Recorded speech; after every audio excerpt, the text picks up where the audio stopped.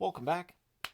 So, news of the day video for all you fine people for your Wednesday, January the 1st, 2025. Here we are, it's 2025, and we're going to talk about the NHL today. Starting at the top of the board, Department of Player Safety announcing that Zachary Leroux has a hearing for a trip/slew foot on Spurgeon last night against Minnesota. It is not an in-person hearing. It is a phone hearing, so it's 5 games or less. We'll see how many it is. I'm going to guess 3. I'll say 3. It doesn't really matter because the fact that it's not an in-person hearing, Minnesota fans won't be happy about, and we'll talk about that in a bit. But let me know your thoughts. Take a guess. Go ahead. Go for it. Spin the wheel. Your 3 stars of the month in the National Hockey League. Nathan MacKinnon, the first star, of course, from Colorado. 13 games played, 7 goals, 18 assists, 25 points. Not too shabby. Draisaitl, 13 games, 10 goals, 14 assists, 24 points. And Markstrom is the third star. Markstrom, 8 wins this month, a .937 save percentage, and 2 shutouts. So MacKinnon, Draisaitl, and Markstrom, your 3 stars of the month. And all of them had very good months. The NHL, when they came out with this quarter-century team idea, I thought, well, that's interesting. And today they announced the quarter-century team for the Arizona Coyotes, which is a little bit awkward because the Arizona Coyotes, of course, all their players moved to Utah. But we do need to mention here, too, that the team's inactive. They're not officially defunct in the National Hockey League's eyes. It still shows as inactive. So they're still technically an NHL team. They don't have players, coaches, trainers, a facility, which means even an arena or practice, an owner. But outside of that, they're just inactive. They're not defunct. But at any rate, it does mean that when they release Utah's team, what is their quarter-century team going to look like? It's just going to be, here's the roster. I don't understand. But anyways, Utah's on the list. They're on the list, so Arizona having a team means you're going to have some slim pickings for the Utah team. It is interesting. So yesterday's game, the Winter Classic, and we're going to talk about the Winter Classic a couple of times here, but just on the Braden Shen fight with Foligno. Well, the announcers were saying, I don't know why Shen would accept this. You know, St. Louis is way ahead, and I'm not sure what's to gain from Shen. Shen should have just skated away. What the announcers didn't know, and what we now know is, it was Braden Shen that asked for the fight. He asked Nick Foligno for a fight, and he said it was great. It was a lot of fun. It was like being a UFC fighter and all that fun stuff with such a huge crowd and everybody watching. So it was not Foligno asking Shen, it was Shen asking Foligno. So there's always all this discussion in the booth. When these things take place, just keep in mind that we don't know the actual story if we're not on the ice.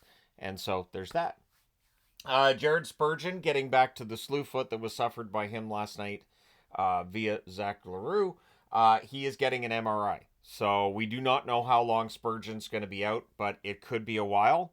And that's why Minnesota fans are going to be mad if Leroux gets 2 or 3 games and if Spurgeon ends up missing weeks of time. So for Minnesota, this one's going to hurt. This is a team that's trying to get back to being healthy. They just got Eriksson Ek back. Not that long ago, they got Zuccarello back. Of course, Kaprizov's out. And now Spurgeon's going to be out for a while. So it's that revolving door with injured players on the Minnesota Wild. It is nothing new to them, but it is something that it still sucks to see it, though, doesn't it?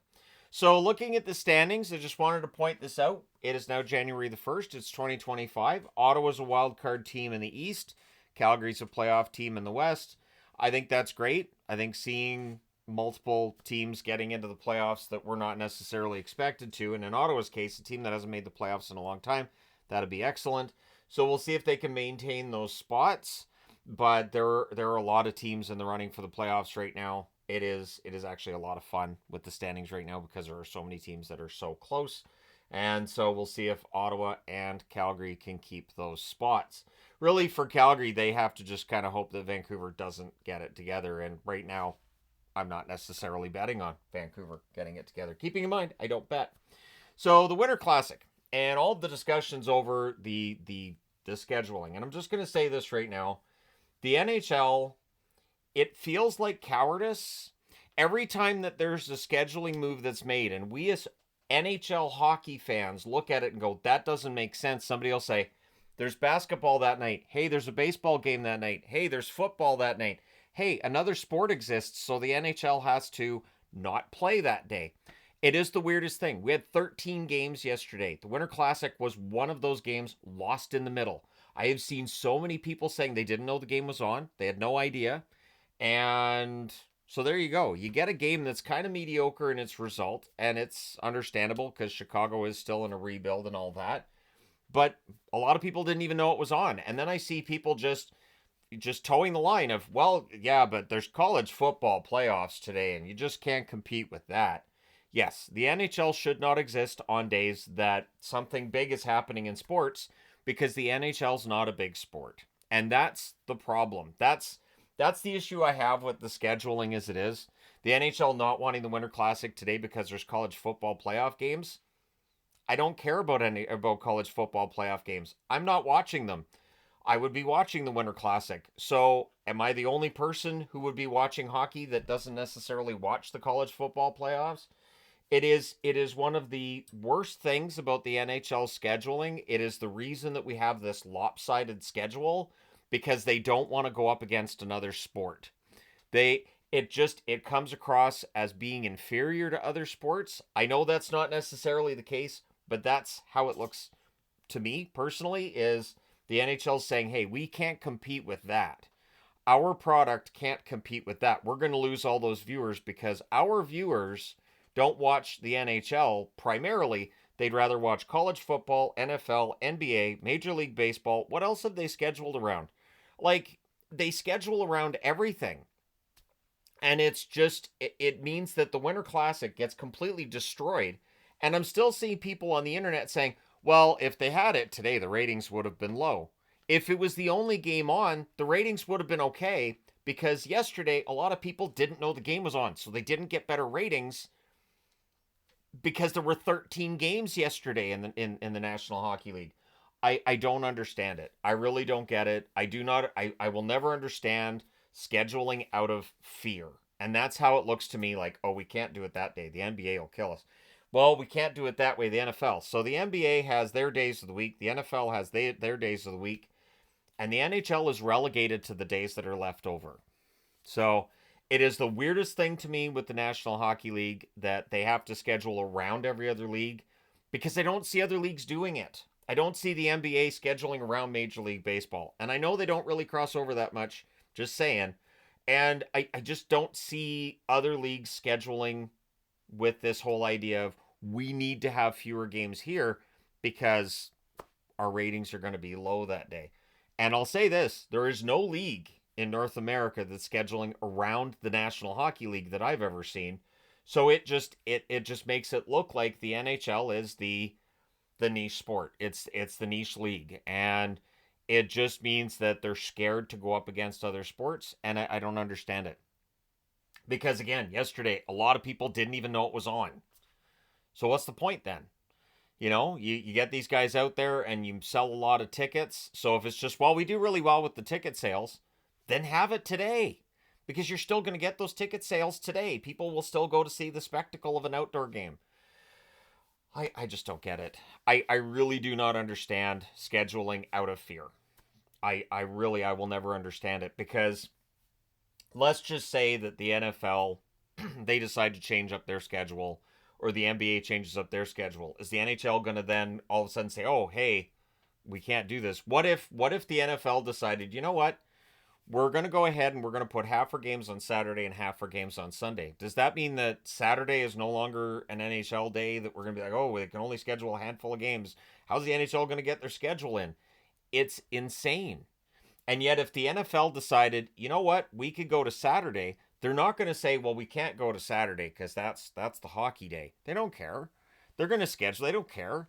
So I just find it so bizarre that they bury the Winter Classic in the middle of a 13 game schedule on a Tuesday on New Year's Eve rather than actually have it at a time where people are going to watch it on New Year's Day because, well, college football playoffs are just, they're college football playoffs. I know it's a big deal, but I think the ratings would have been higher for a New Year's Day game where it's the only game on than it's going to be for yesterday with it being buried in a 13-game schedule. I just don't understand. I don't get it at all. So let me know your thoughts. Let me know your thoughts about that, because I think that when a schedule is made out of, well, we need to avoid this, we need to avoid that, it just makes it look like they have no faith that their product can generate the kind of views, and you're not willing to take that chance. So at any rate, let me know your thoughts. So World Juniors, the round robin, the preliminary finished out yesterday. The Swiss team beat Kazakhstan 3-1. Finland beat Latvia 3-0. Sweden beat the Czechs 4-2, and the USA beat Canada 4-1. Not surprised. I think the American team is the best team in the tournament. I think Finland's the one that people are going to sleep on, because that's how things work with Finland. So tomorrow it's the quarterfinals, Latvia versus Sweden. So for people who said that, well, Latvia beating Canada has to be one of the top 10 stories, it wasn't, because it's a preliminary round game. And now, if Latvia beats Sweden tomorrow, that absolutely would be huge news, because that's a medal round game, and that'd be an elimination of Sweden. Switzerland versus the USA. I think US probably wins that one. Slovakia versus Finland. I like Finland's chances there. And then the Czechs against the Canadians, which should be a fun one. I don't know if Canada's gonna win this one. Some years Canada just doesn't have it. They're teenagers. They're doing their best. Some years just Canada doesn't have it at the World Juniors, which is okay. It's okay for other countries to be really good at hockey.